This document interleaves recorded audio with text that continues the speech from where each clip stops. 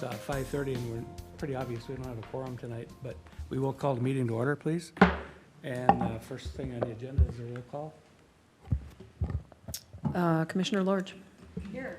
Commissioner Hoyt. Here. Commissioner Larson. Commissioner Grindal. Commissioner Husnick. Here. And President Bain. And please stand for the Pledge of Allegiance. Pledge of Allegiance To the flag of the United States of America and to the republic for which it stands, one nation, under God, indivisible, with liberty and justice for all.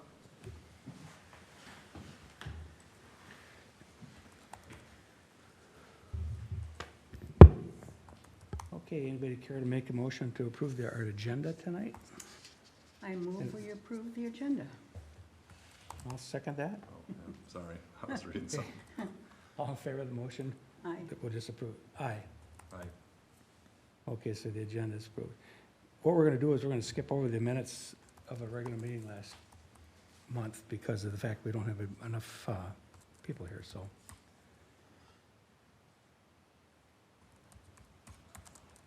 Okay, EDA introduction, EDA history, projects, work plan. And I'm going to take Abby, you're this doing this, okay? acting president. Is that how that works?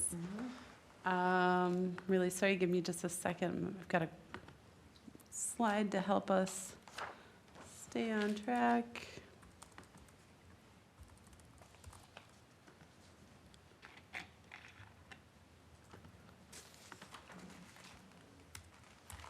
Got it.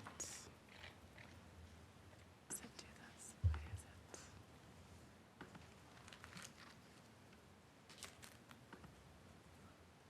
All right. Thanks, Acting President Husnick. At your last meeting, it was requested of staff to kind of bring to the EDA just a little bit of more information about the EDA, some of the information we provide in our onboarding for new members, but also just a little bit of the background and some of those current endeavors. So this is just a refresher for the couple of you that have been on it. Member Hoyt, this is, again, maybe a refresher as well, but we'll go through this quickly. So local economic development is, there's really no specific formula with local economic development. It's a program, policies, activities that seek to improve the economic well-being and quality of life for a community. Generally, what communities will do is they'll analyze their community, the socioeconomic data, population, businesses, strengths, weaknesses, and then that will form the policies in which an EDA undertakes. That policy development has been something that this body has done over the years that helps create that work plan that the EDA revisits every 2 years, I believe. Forest Lake's EDA history, the city council elected to start an EDA in 1998, and the initial kind of endeavors of the EDA were really focused on downtown development and the Broadway corridor. Those are our two largest, commercial areas, and I think the EDA was really focused on helping improve those areas, including just that visual aspect of them. So downtown, the EDA was instrumental in doing some streetscape enhancements, some parking lot enhancements. They were involved in some of the improvements in Lakeside Memorial Park. Other physical developments, the EDA was also a big player in the airport business park development and was also part of some of the Headwaters Village development, the planning for the Headwaters Village PUD. So just for frame of reference, that's where Bell Bank is located in the Headwaters, or the government center. But it wasn't just physical development that the EDA has been involved in. The EDA has also been a big proponent of things like design guidelines, community branding. This body was really instrumental in helping kind of keep those movements going in the city, just because those are kind of areas in which not our planning commission isn't really focused on, our city council has not always had the time for, and the EDA has kind of filled in that role. We can't do what we do without our partners. So it's not common for local municipalities, especially small communities, Forest Lake's still a relatively small community, to have a standalone economic development department, full staff. So we rely on our partners. For a long time, the city has relied on its partnership with Forest Lake Area Chamber of Commerce. They really are, in some ways, our eyes and our ears in the community, especially with businesses, helping us bridge that kind of sometimes gap between business and government. We also partner pretty strongly with Washington County EDA. That's the Economic Development Agency, the Authority. So not in addition to helping with financial assistance, both to the city and also available for our businesses, Washington County EDA provides technical assistance for businesses, our local businesses, through the Open to Business program. So that is anything from startup to dissolution, which we hope our businesses aren't doing, but Washington County EDA is there for free technical assistance. We also participate in the Minnesota Commercial Real Estate Association through Washington County EDA. So a couple times a year, we'll attend annual conferences or expos and just be out in the commercial real estate development world, showing that Forest Lake is here and we're available to talk with real estate development. Forest Lake Area School Districts, their Career Launch program. So Career Launch really is a program for youth to expose them to business and careers, and everything from job shadowing to bringing in panels and speakers and you name it. The Forest Lake EDA has been somebody that's helped support this program from inception, and we're always looking at ways that we can help both our business community and the Career Launch program, the school district, in building a better career launch program. And then the Minnesota Technology Corridor, which is a public-private partnership. So we've got counties, cities, but then also local utility companies that have created the tech corridor along the I-35 interstate. And this is really designed to help attract technology-based businesses, data centers, schools, hospitals, that are interested in larger lots, but also have high capacity for internet and other utilities. So we are part of that program as well. Current projects, as of late, so included in your packet was the current work plan for the EDA and the most recent update of where we are at with the work plan. The downtown plan has been a big focus of this EDA in the last probably 18 months or so. We'll continue to work with that plan. This body just actually approved another just smaller planning study to look at that lakefront redevelopment and how we can look at incorporating multitude of different uses along through there in a reasonable way. The Headwaters 123 site, which is a 123-acre parcel of land that the city has actively marketed, that's in that technology corridor area. But we currently have that out in the commercial market right now. We've recently updated the Commercial Incentive Improvement Program. This is essentially, it's a grant. It's a forgivable loan to businesses up to $5,000 to reimburse them for expenses that they do on the outsides of their businesses. And then overall, in general, the work plan kind of moving forward is looking this year at policy development, just revisiting the underlying policies for business assistance, and then those specific policies such as like tax abatement, TIF, some of those things that this body doesn't maybe work with as often, but we also need to make sure are current and active and fresh for what we need them to serve the purpose for. So in a really high level, there's kind of the history, the introduction, some of the current things that are happening. But this is just designed to give you the information you requested at your last meeting. Do you have any questions? I might have just one on that Commercial Incentive Improvement Program. Yeah. How do local businesses find out about that? Is that something that we've reached out to them and? So we have, in partnership with the Chamber's put it out in their weekly e-newsletter. It is on our EDA website as well. I do believe it's maybe gone out in the city email Can you confirm that, Dan? Have we sent it out in our weekly updates at all recently? I don't recall if it's got on the weekly email yet. I know the chamber has sent it out, like Abby mentioned. We can also get some Facebook posts mentioned as well for it. Because what we're seeing now is that when Annette sent it out, I bet you within 15 minutes after it hit the mail inboxes, I got calls. So there's interest in it. I'm also there was a bunch of sort of interest at the probably mid-year coming through. And since we were going through the revision process of the policy, a lot of those projects, I said, you can come in under the new guidelines if you complete your project.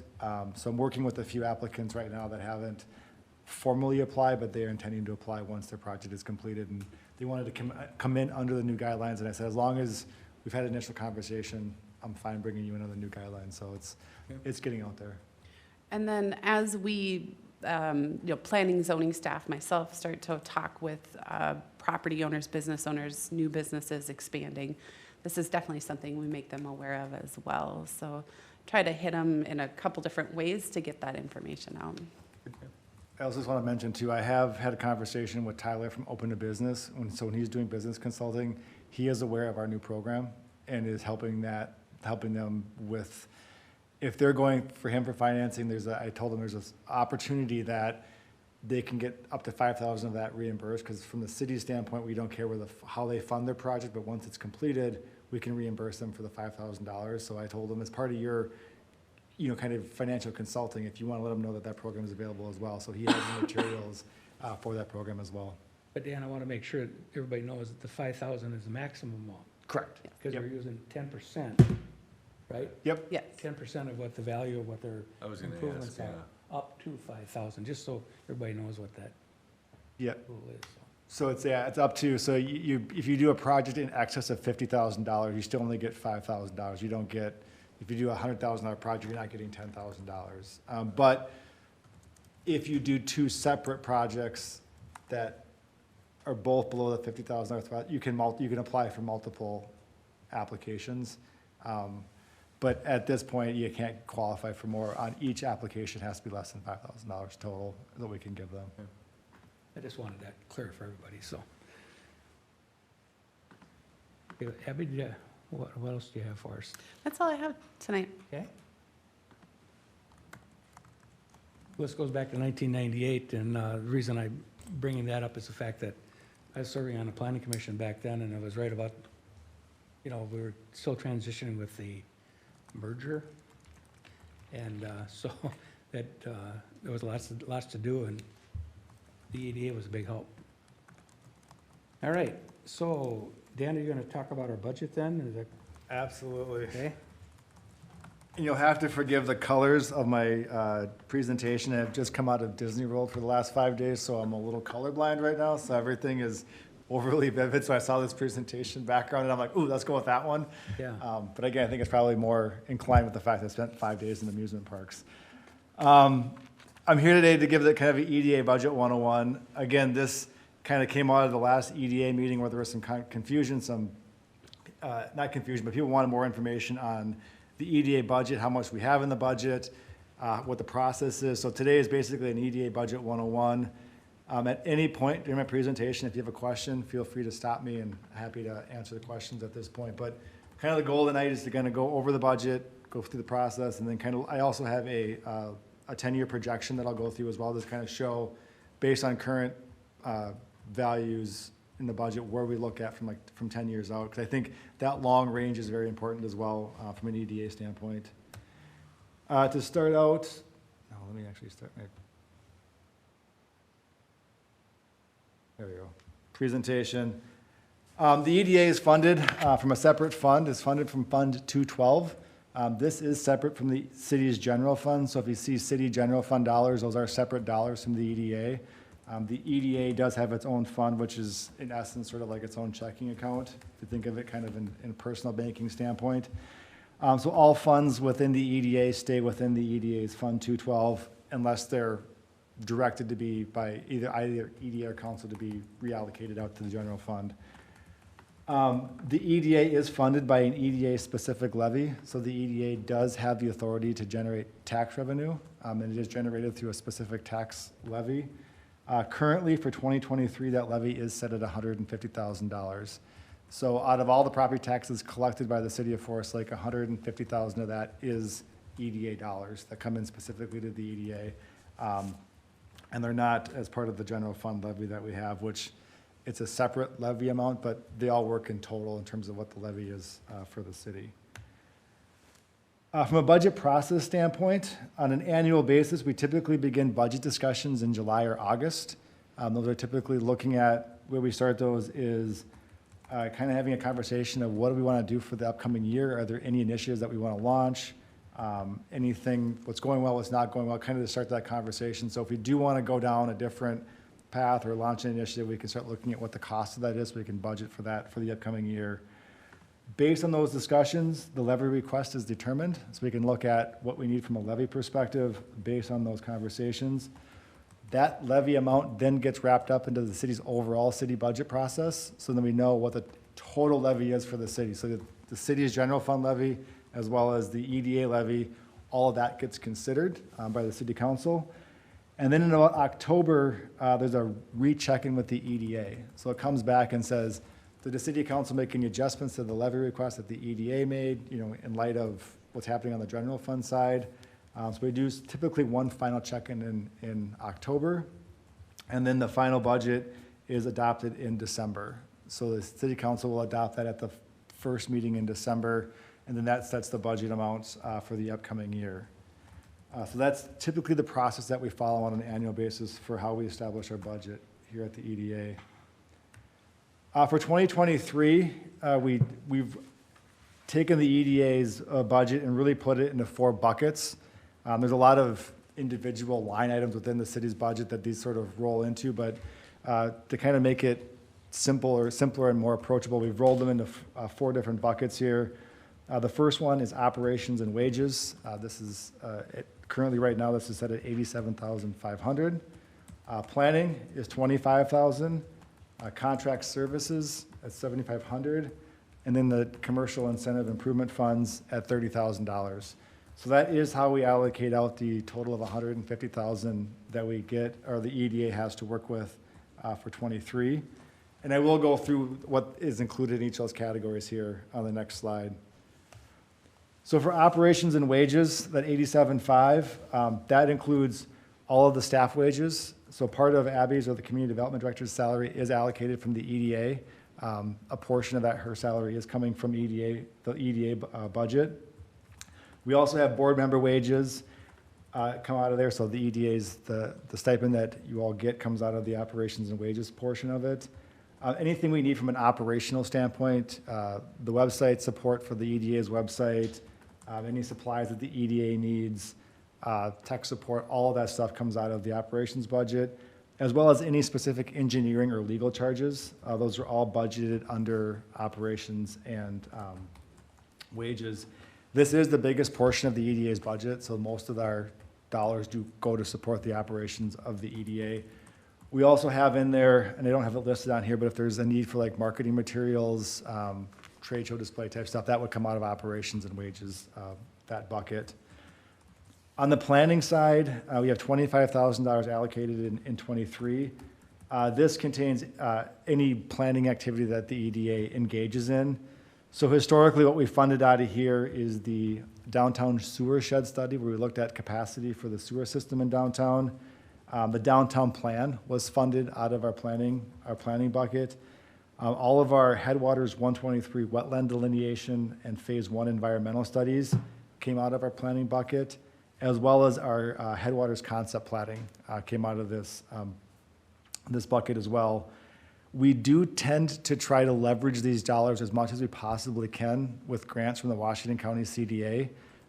Any application or any planning study that we have, if it's eligible for a pre-development grant application, we make those applications so we can leverage city dollars and county dollars to make our dollars go further.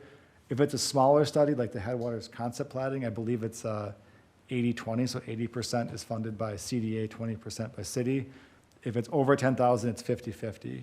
So we've leveraged that for the concept plating, Headwaters 123, the Phase 1, as well as the downtown sewer shed and the downtown plan. So we've leveraged those CDA dollars quite a bit over the past 4 years to get a lot of planning activities completed here in the city.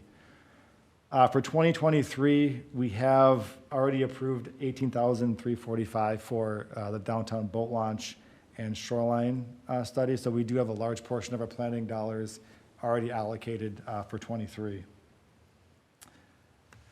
Going forward, contract services, this is currently at $7,500. This is our BR&E agreement that we have with the Chamber of Commerce. That was approved back during the February meeting. That contract is for $7,500, and we do spend all those dollars with the chamber. And it's, again, it's a great partnership for the city, for the EDA to have, that we have with the Chamber of Commerce. And the second largest item that we have in the EDA budget is the Commercial Improvement Incentive Program. We have $30,000 allocated for that program. One thing about these dollar amounts is that this has been increased over historical amounts for two reasons.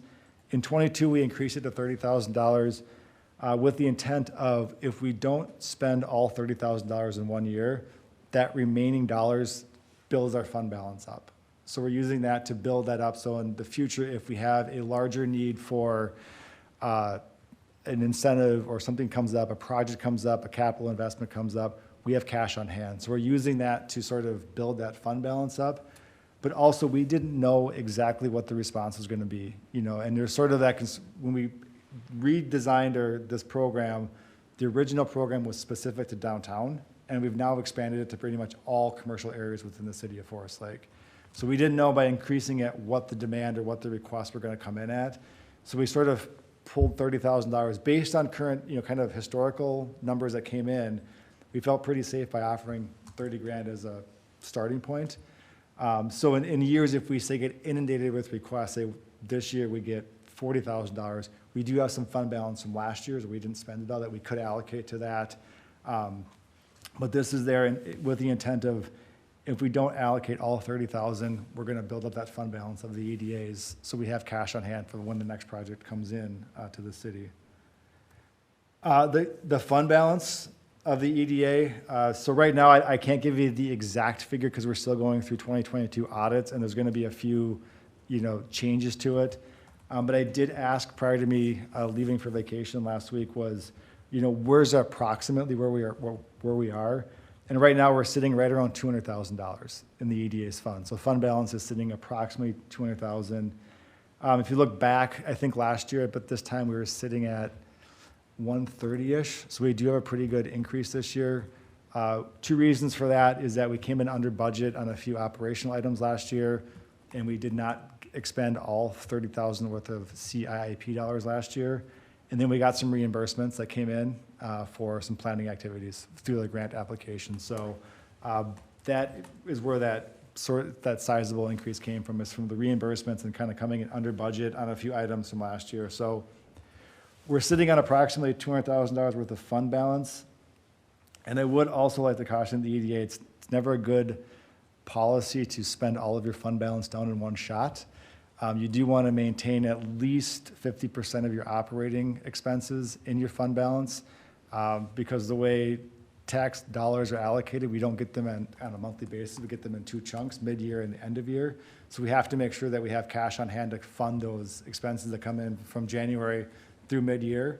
So we recommend that we always keep at least half of our operating expenses in as fund balance. And then while that number may seem, $200,000, it's not, it's a sizable amount. When you start looking at some of the incentives or some of the programs that come in, those dollars can go very quickly. Especially if you have, a larger, a very large project that comes in, asks for an incentive or an abatement, and you need to fund those up front with cash, that those dollars can go fairly quickly. So it's good. We have a good fund balance now, but I just say that those numbers can go pretty quickly when you're looking at it from what can come down the road. So for some future budget considerations, a few things that, to keep in mind as you look over the next 10 years. One thing is, speaking of downtown plan, is the funding of the downtown plan. There's a lot of projects that are included in that downtown plan. And right now, we're looking at what are the funding opportunities for that plan? Where can we fund it? How do we get those projects accomplished, get those projects from concept to in the ground?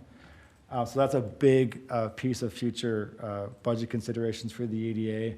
And then also other EDA initiatives. Is there anything else the EDA wants to do outside of kind of current operations? If there are additional initiatives that we want to get engaged with, they could have future budget implications as well. So kind of keep that in mind, you know, as we start looking at, you know, future budget projections or future budgets. And from a future budget perspective, what I did here was I kept the levy amount the same at 150 for the next 10 years. Just saying, if we hold the line on our levy and say we're not going to make any levy increases over the next 10 years, what happens to our operating budget and our uncommitted funds over the next 10 years? I assumed a 3.75 annual operating budget increase, kind of saying where we are from inflation, which right now is a lot higher than 3.75, but kind of putting a number in there, what happens just to our operating budget? Remember, that's wages, that's sort of the stuff that we need to keep the lights on at the EDA. So what you start to see is if we keep our operating levy the same for the next 10 years, the projects that we can get engaged with, the funds that are available at the end of 2033, we're only looking at approximately $23,000. So we're starting to see that decline in what's available from a project perspective. And I bring this up is just kind of saying that, you know, we need at some point to put a funding strategy together where we're not just kind of continually kicking that can down the road saying, we're at 150 today, it fits our needs today and maybe for next year, but in 10 years down the road, we're not going to have a lot of uncommitted funds that are going to be available for projects or operations here at the EDA. So and that's just kind of taking, I would say, a fairly conservative 3.75% operating increase. If you run it at 4 or 5%, by the time you get out to 2033, you're almost basically all of the funds are getting allocated just to cover the operating expenses and keep the lights on. So I put that in there as just sort of a, you know, we need to come up with that strategy to start to figure out how do we sort of incrementally kind of keep that levy amount to kind of match with what we're doing from a project perspective. So we're not kicking that can down the road. So in 10 years down the road, we're like, you know, we don't have any funds to do this initiative or this project. So that's pretty much what I have tonight. I'd be happy to answer any questions that the EDA has on the budget or future projections or fund balance or anything that you have related to the EDA's budget. Any questions for Dan? I don't. You went over the question that I was gonna go talk about anyways, with the $200,000 versus the $150,000 that we have in there. And that's left over from previous years, that's how it works? Yeah, so, and I should have mentioned this earlier, that the EDA's fund, if the revenues come into the EDA's fund, they don't leave the EDA's fund. So like, unlike, you know, say like if you go into like the city's general fund dollars, if you allocate so much to the IT budget, if those dollars aren't spent, they just kind of get rolled into the general fund. This is like the airport fund where they stay within that fund until they're formally, they have to be transferred out. They don't just automatically go into the general fund. So that fund balance there, it grew because based on last year, we came in under budget, but there also always has been a little bit of EDA dollars that were there for some. I think it may have come in from previous land sales. I don't exactly know where some of that dollars originally came from. There's always just been some fund balance in there. We've used it one year to cover when we did the forgiveness of the license fees, I think in 21. We used EDA fund balance to cover that expense because that was gonna create a hole in general fund. So the EDA was like, well, we'll cover those. We'll use our rainy day funds to cover that expense. We didn't have to go back and adjust general fund dollars at that point. So it's good to have those fund balances there because in the event mid-year a project comes up, cash on hand, we can cover that. Yeah, it's not a use it or lose it kind of Nope. thing. That's the important thing. Yep, nope, it'll stay there. Who comes up with the 10-year plan so we don't slide down to zero? We can work with that as part of our next year's budget discussion. This was sort of the first time I looked at, because I think it's, you know, we did a fairly sizable increase 2 years ago to get it to 150. Originally, we were at $50,000 a year that the EDA's levy was. It went to 150. This year, we didn't make any recommendations to increase it because it was sort of the second year of doing that. But when you look at that 10-year projection, that's when all of a sudden the number shifts. So staff will evaluate that and bring it back and saying, here's the recommended increase from a levy perspective to keep us, you know, being able to do those other type of programs as well. Because if we don't start doing that now, like I said, 10 years, we're basically just going to be covering keeping the lights on here at the EDA, not being able to engage in any type of programming. Yeah, and those discussions start in September already, so. Okay. All about budgeting, so. Good. Thank you, Dan. Okay. Want to move on? Okay, next thing on our agenda is the city updates, and Ryan, you want to, should we start with you? Just a lot of miscellaneous things going on right now, a lot of site redevelopment applications that have been submitted that we're working through with Ken and Abby and other city staff. MnDOT's still working forward on the Highway 97 project, as you guys are aware of. We'll be at the April, or no, that's the county, sorry. So right now, they're currently trying to figure out the staging plan on that and working through stormwater stuff with that project. But that's still planned for 2025.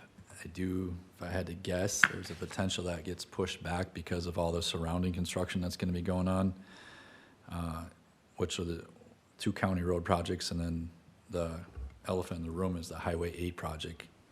Currently where that stands, that's about half funded, but that would be a full reconstruct with the trail on the north side all the way from Carmel Avenue in Chisago City with the roundabout there, down to the, right where they left off with the alignment of the With the freeway? Highway 8 ramp to I-35.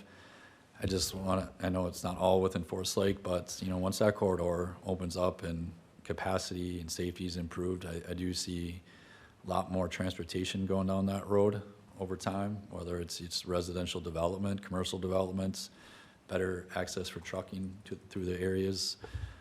So that's obviously gonna have a huge impact in time when that does get built and funded, not just during construction impacts, but after that. That's something that's always continued to be on the radar, and, obviously, if they're half funded, money's gonna continue to go to that project, and less money in Washington County and some other stuff, so, there's the balancing act too, right? But on the 2 county projects that are coming, in 2024, Everton Avenue, from Broadway, they're gonna be doing some mill and overlay on Broadway, but a full reconstruct of Everton Avenue through the Menards intersection. Their 90% plans show that access being relocated to align with where Taco John's and that pet store is. So that would be a much greater distance from Broadway, better turning movements from people coming off Broadway into Menards. So a lot safer intersection there. And then we continue the recon south all the way down to 11th Avenue, where they stopped at that project.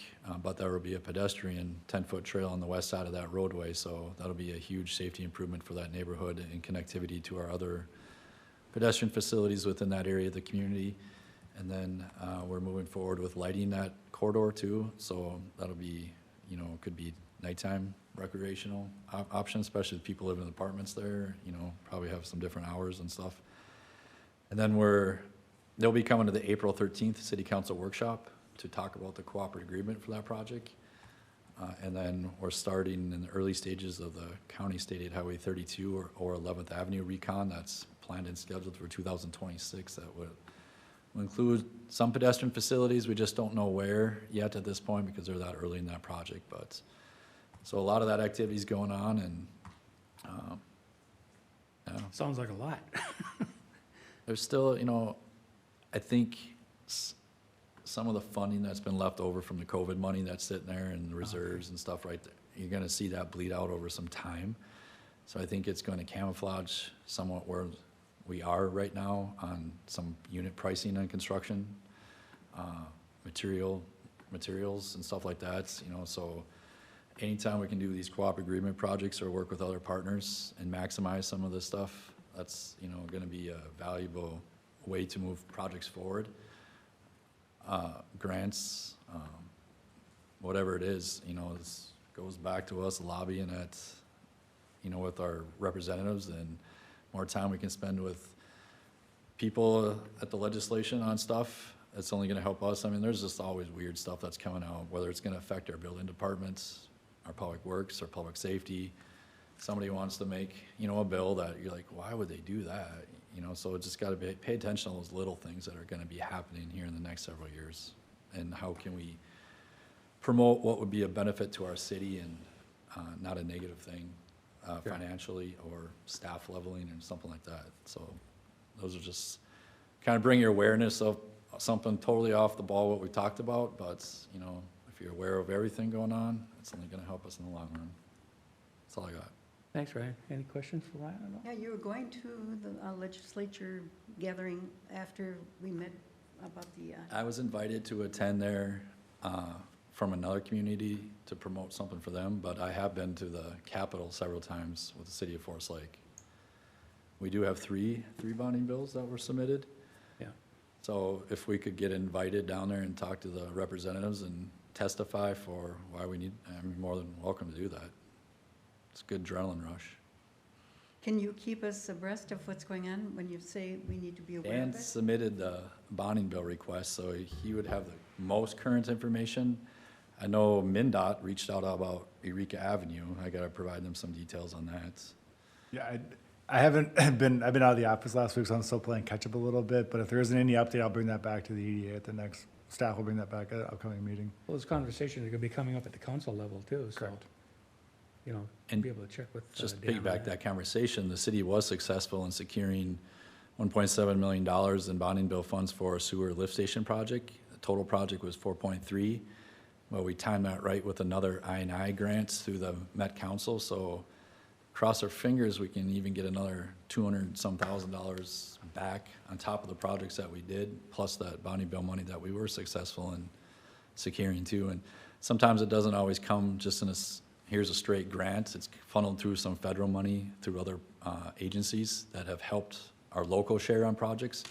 We got a lot of federal money from MnDOT's on the two projects here, the two roundabouts when they did that one, and then the Goodview got some federal money from them too that they spread out over the local shares. So there's a lot of just ways to help try to finance projects, especially with the cost of construction increasing continuously. And we put some data together that we'll bring forward here shortly, just so you guys can get a picture of what's going on with what we're having to try to estimate just even as early as 2019 to where we're at currently.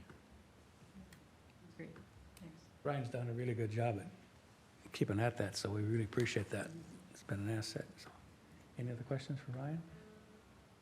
Okay, Abby, you want anything to add for today? Just a couple of things to piggyback on Ryan's.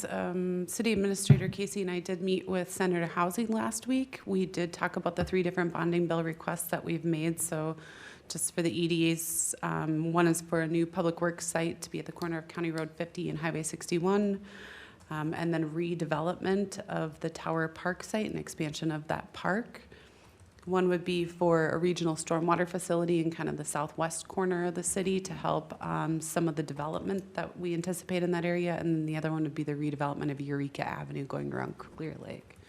When we met with her, you know, obviously putting in 3 bonding bill requests at one time, you hope that you get one. We did express also, you know, our interest in talking with her or any of her colleagues about other creative funding opportunities, especially for something like Eureka Avenue, where you're going to have the DNR involved and MnDOT's going to be involved, and there's lots of players, but in a very critical, high natural resource area. So just to piggyback on that, a few things for the EDA to be aware of. We are starting to work with Spike and Hools on the preliminary design of their second phase. So for new members, the development at the Hool elevator site, Gertens bought the property. They're redeveloping the existing building, rehabbing it, adding on portions of the building that needed to come down and being redeveloped. So their phase 1 is fully under construction. We're starting to talk about phase 2, which would be a new commercial greenhouse, landscaping, parking. That whole site would be well developed. Also starting to talk with a local or a developer about a new 40-room assisted living facility over near Quick Trip. It'd be on the north side of the highway. We've got a little pocket of land to buy room to growing daycare there and there, looking at some sort of potential memory care assisted living facility. Much of our single-family residential or much of our residential development has gone quiet. There's a variety of factors associated with that. It's not just Forest Lake. It's kind of a national thing right now. We are still in pretty active communications, though, with the Shadow Creek development, which is on the northeast side of County Road 50 and Highway 61. That would be a couple different pockets of multifamily residential apartments right on the corner, and then up off of Goodview, some other residential units. But the preservation of Shadow Creek Stables is kind of the landmark of that development. That business would still be retained. Beyond that, we don't have much else. We've got lots going on, but nothing else like that might be of a noteworthy point at this point. So, Thanks, Abby. Any questions for Abby? Dan, you have any further updates for I us? do. I have two quick updates. I spoke with Bruce on the downtown boat launch study and shoreline review. He is working on that right now, and hopefully we'll get some stuff out soon on that one, because I know time is of the essence in terms of exploring dock spacing, et cetera. So he is working on that right now. So that's in process. And I also want to let the EDA know that I applied with the Real Estate Journals for the Municipality of the Year Award, and we are a finalist for that award right now. So we'll find out, thinking sometime in April, if who's the winner is. But I just found out on Friday that the city of Forest Lake made the finals. So we are a finalist for Municipality of the Year Award. And a lot of what was presented in that award application was work that the EDA did. So a lot of, if the award is if we do win the award, a lot of that's based on the work that came out of this EDA. So kudos to the EDA for all the work that you've done in getting us to that spot where we're actually now being recognized for what we've done in the last 4 years. So that's my big news. That's all I have. Okay, thanks, Dan. Questions for Dan at all? Yeah, did anybody communicate with the DNR yet, or are we waiting for we have a meeting set up with the DNR next week. next week? Yep.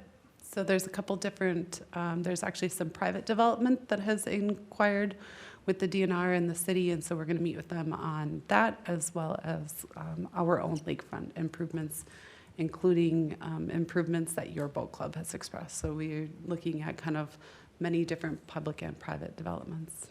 Now, do we have to wait till the next EDA meeting to find out the results of that? So the meeting that we're going to have with them is more of a really high level one, kind of what are some of our options for redevelopment on the lakeshore, and then permitting processes. As part of our shoreline study that we're doing, that the information we get next week will be put into that, and that'll be brought back with a little bit more of a comprehensive analysis of options along that shore lakefront. You're welcome. Yeah, any other questions? Carl, do you have anything for us? I'm sorry, no updates, thanks. Okay, all right, we're gonna move on then, and Dan, the Washington County update, you know anything that you can help us with there? I don't have anything from Chris for this meeting, so I have no update from Washington County. Okay, we'll skip that one then, and Forest Lake Area Chamber of Commerce, Nanette? You know. Well, hello. I can give you a joint update from Washington County, the Washington County Chamber Coalition, of which Chris and the Workforce Center are all part of. We created a coalition a couple years ago through the pandemic, and we hosted our Optimize Your Business Summit last week right here, was it 2 weeks ago, here at City Hall upstairs, and we had over 50 in attendance. It was fantastic. We had facilitators, and Commissioner Miron was here to welcome, and it was just a fantastic opportunity for businesses to meet with each other and brainstorm. There was basically 5 different topic areas, and then a moderator who was there to lead them through a series of questions that they could then discuss within each of the groups. And it was just really well attended, and the results from it, from what we're hearing, the feedback is mostly positive, and that really that local business, and actually there was businesses all across Washington County that have come, so they came as far as Cottage Grove.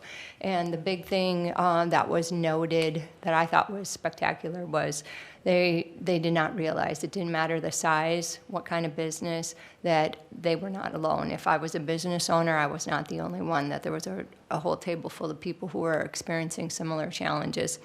And so we were very pleased with that, and we'll be doing the same thing again in Stillwater in May. And so And then moving to the future, or that was our past, and now, right now, presently, working on a couple of community events. We have our exciting Spring Fling, which is a shop local and family fun event.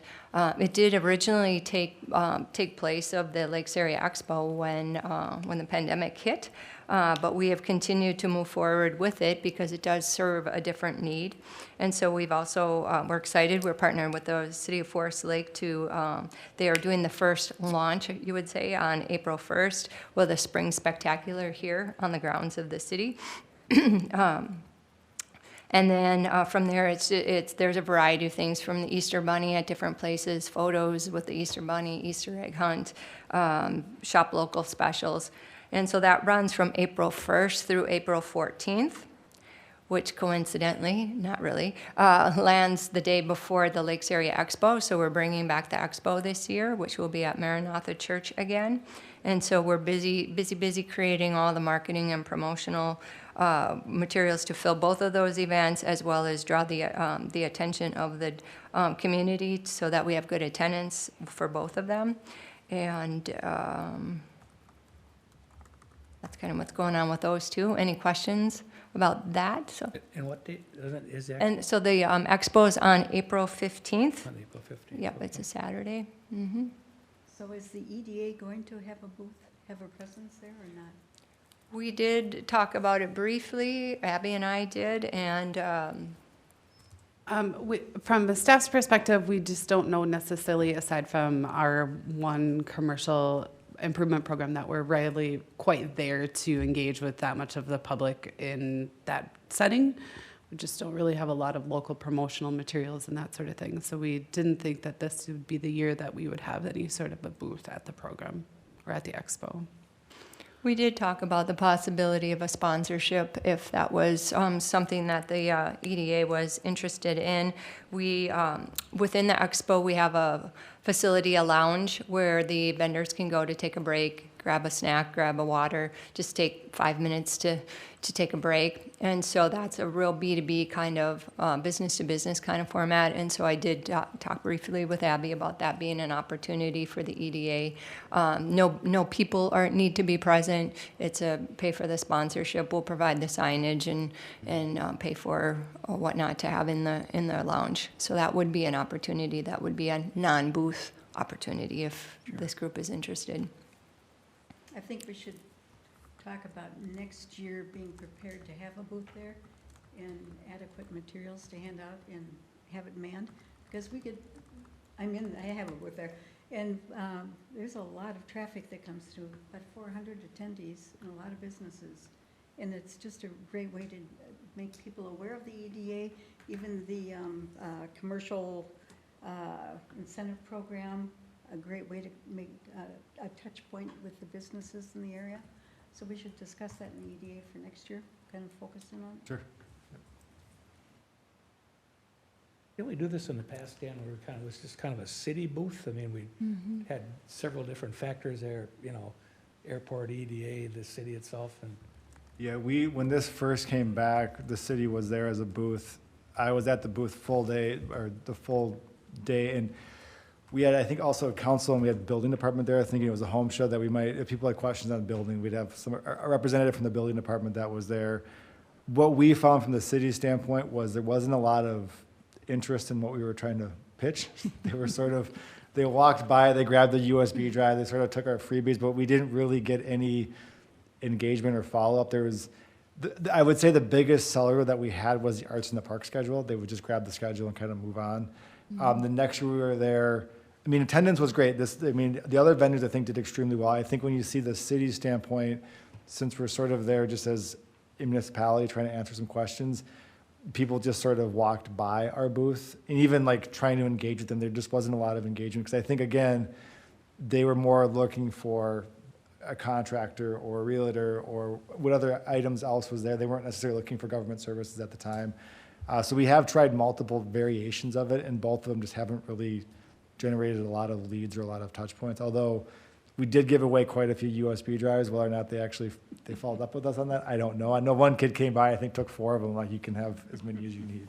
So that's one of the main reasons I think, especially kind of now, looking at this year is not having the man booth, because again, we just don't have a lot of programming activities that we could really promote. And I think if you look at it from a resident standpoint too, residents aren't necessarily looking at it from, the commercial program, while it's great for the other businesses that are there, it's not really the market sphere for the residents, who I think the attendees are primarily are the area residents that are there. And there also is a slight bit of confusion, since it's in Wyoming, which I have no problem going to Wyoming to be there. There's a little bit of confusion where it's like, well, you Forest Lake or Wyoming? And it's like, well, we're Forest Lake, and there's a little people come in, and it's like, well, we're in Wyoming. I'm like, I know, we're crossing the line. We can do that as staff. We can go to Wyoming and be okay. But it just hasn't generated a lot of leads for us, even though we've attacked it from different angles and just haven't really found what fits yet. Well, thanks, Dan. Anybody have anything else? No? You can all be looking forward. We, as soon as I can breathe, and hopefully in the next couple of weeks, we'll be getting the information out on our annual golf event as well, because we want to look forward to golf and sunshine in July, right? And so it'll be, that'll be next on the agenda, but thank you so much for. Do you have a date for the golf? I do. tournament? It's July 24th, so Monday, July 24th. Got that, Ryan? Yeah, Well, thank you very much. no problem. Well, if there's nothing else on our agenda here, I'd entertain a motion to adjourn. I'll second it. No, I didn't have you make the motion. Oh, yeah, we did. I was writing. Sounds like we do have a motion. I'll make a motion to adjourn. And he seconds. Okay, we have a motion and a second. All in favor? Aye. We are adjourned.